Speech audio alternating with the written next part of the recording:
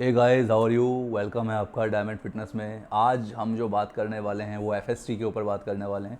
फैशिया stress training, इसके ऊपर एक डेडिकेटेड वीडियो मैंने पहले बनाई है, अपलोड करी है। आप आई बटन में जाके पहले उसका रेफरेंस ले सकते हैं।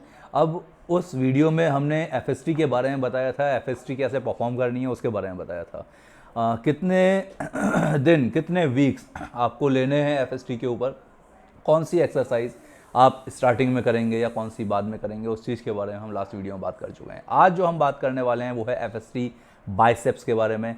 एफएसटी 7 बाइसेप्स के लिए जो एक्सरसाइज है उसमें क्या क्या चीज़ें परफॉर्म करनी है। देखिए, पहली चीज़ जो आपको समझनी है, ध्यान में रखनी है, जो बाइसेप मसल है इसमें केवल दो ही आपके हेड हैं जो आपको हिट करने होते हैं। जैसे ट्राइसेप्स की बात करूँ तो यहाँ पर 3 हेड आते हैं, आपके बाइसेप्स में 2 हेड हैं। इन 2 हेड्स को हम कहें कि ये छोटी मसल ग्रुप है, एक छोटा मसल ग्रुप है आपकी पूरी बॉडी पार्ट में। तो सबसे बड़ा मसल ग्रुप है, हम कहेंगे वो थाइज़ का है, और जो छोटा मसल ग्रुप हो गया वो बाइसेप्स का हो गया। तो जो भी आपकी मसल्स छोटी होती हैं उनके लिए आप लिमिटेड ट्रेनिंग करेंगे, लिमिटेड ट्रेनिंग, छोटी कम ट्रेनिंग भी करेंगे ना, इंटेंस ट्रेनिंग करेंगे तो उस पर पूरा लोड आएगा और उसको डेवलपमेंट होगा। और वहीं पर अगर आप ओवर ट्रेनिंग करेंगे, ओवर एक्सर्शन मसल में डालेंगे ना, तो वहाँ पर वो डेवलप नहीं हो पाएगी। ओवर ट्रेनिंग से आपको बचना है। कहीं भी किसी भी एक्सरसाइज में अगर आप कर रहे हैं, कोई भी बॉडी पार्ट कर रहे हैं, आपको ओवर ट्रेनिंग से बचना है।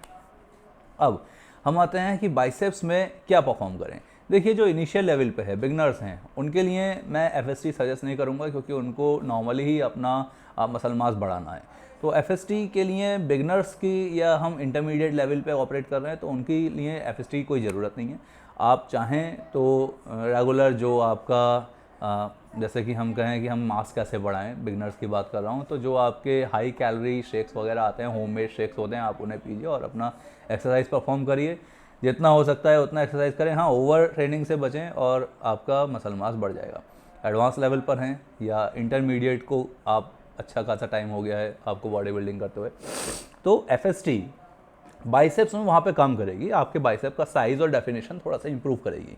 अब करना क्या है, देखिए, पहली चीज़ ये ध्यान में रखनी है कि हमें जो अपनी एक्सरसाइज है बाइसेप्स की, बहुत सारी एक्सरसाइजेज होती हैं, बहुत सारी होती हैं। बावल कर्ल, उसके अलावा आप डंबल कर्ल कर सकते हैं, प्रीचर कर सकते हैं, डंबल कर्ल में भी हैमर कर्ल कर सकते हैं, और चेन पुलिंग से आप बाइसेप को लोड ले सकते हैं। आप बावल कर्ल में भी बैक में लाकर आप बाइसेप को लोड ले सकते हैं, केबल से आप कर सकते हैं। मतलब एन नंबर ऑफ एक्सरसाइज जो आपके अलग अलग, इंक्लाइन डंबल कर्ल कर सकते हैं, डिक्लाइन डंबल कर्ल कर, डंबल से या आप रॉड से कर सकते हैं। मतलब शॉर्ट हेड और लॉन्ग हेड दोनों को हिट करना है, तो बहुत सारे वेरिएशन हैं बाइसेप्स में।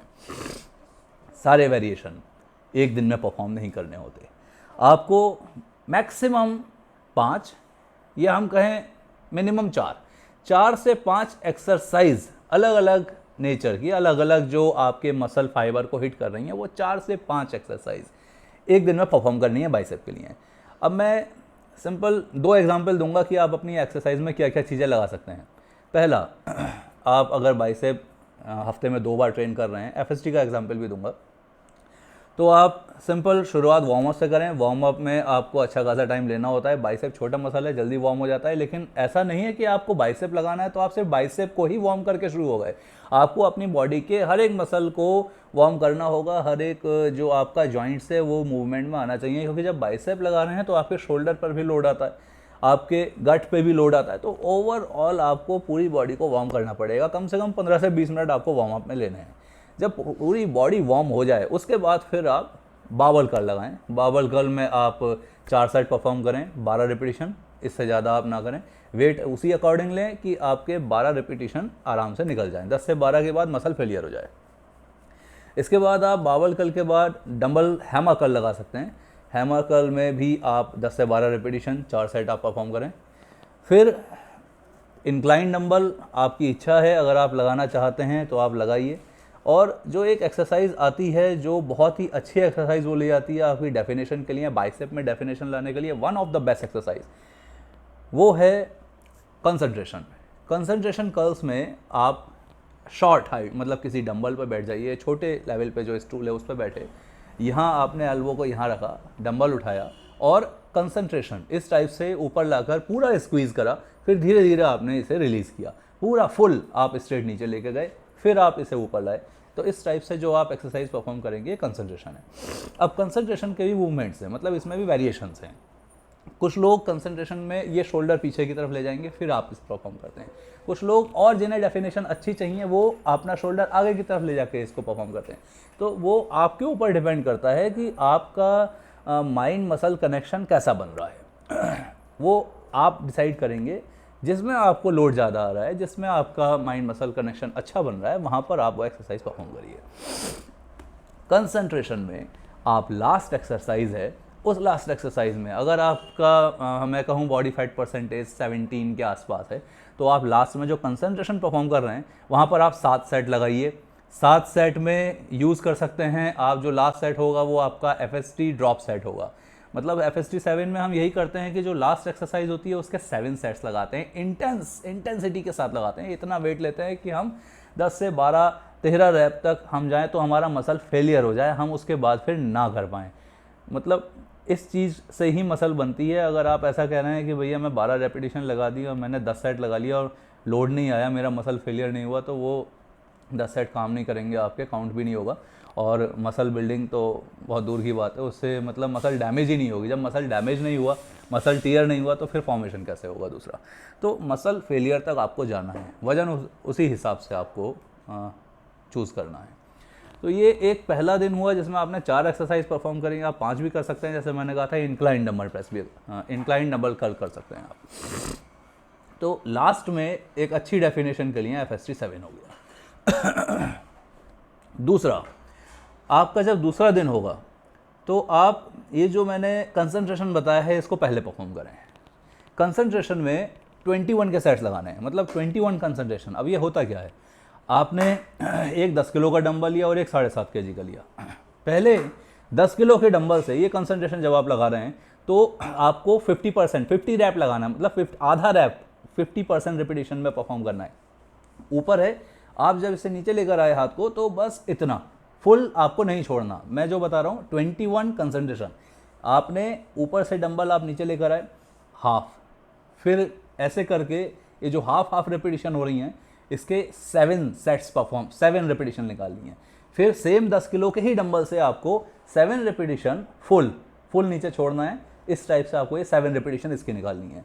और ये 7 और 7 जब 14 रिपीटेशन हो जाएं, उसके जस्ट इमीडिएटली बाद में आपको वो 7.5 kg का डंबल लेना है और 7.5 kg से भी 7 रिपीटेशन निकालनी है। तो जो 7 रिपीटेशन है वो आपकी ये हाफ होंगी, 7 फुल होंगी और 7 7.5 किलो से फुल होंगी। ऐसे करके 21 रिपीटेशन कंसंट्रेशन ये आपकी पहली एक्सरसाइज बनेगी जो बहुत ही अच्छा लोड देने वाली है दोनों से, लेफ्ट से। फिर आपको 7 हाफ, 7 फुल और फिर 7.5 kg से भी 7 फुल, 10 और 7.5 किलो का डंबल। ये आपके लिए जो वेट है, ज़्यादातर जो हम कहें छोटा मसल ग्रुप है तो उसके लिए ये वेट ओके है। इससे आप वेट अपने हिसाब से भी आप चूज़ कर सकते हैं कि 21 रेपिटेशन तक लेके जाना है तो कितना वेट आपको लेना है।